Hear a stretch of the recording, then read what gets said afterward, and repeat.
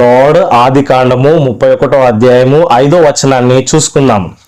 మీ తండ్రి కటాక్షము నిన్న మొన్న నా మీద ఉండినట్లు ఇప్పుడు నా మీద నుండలేదని నాకు కనబడుచున్నది. అయితే నా తండ్రి యొక్క దేవుడు నాకు తోడై ఉన్నాడు. దేవునికి స్తోత్రం, మహిమ కలుగును గాక. యాకోబు తన మామయ్య అయిన లాబాను దగ్గర పనిచేస్తా ఉన్నాడు.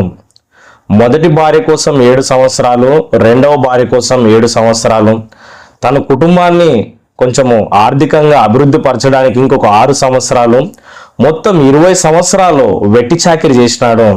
కానీ ఏమీ సంపాదించలేదు. ప్రభుకి మొరపెట్టినప్పుడు, దేవునికి ప్రార్థన చేసినప్పుడు దేవుడు అతనికి సహాయం చేసి అతనికి తోడుగా ఉండి అభివృద్ధి పరిచినాడు. చక్కటి ఆలోచన ఇచ్చి ఆస్తులు ఎలా సంపాదించుకోవాలో దేవుడు అతనికి చూపించినాడు. ఆ విధంగా లాబానుతో ఒక ఒప్పందానికి వచ్చి, మచ్చలు గల గొర్రెలు నావి, మరి మామూలుగా ఉన్న గొర్రెలు అవి నీవి అని చెప్పి కొద్దిగా ఉన్న ఆ మచ్చలు గల గొర్రెలను తనకు జీతంగా ఉంచుకున్నాడు.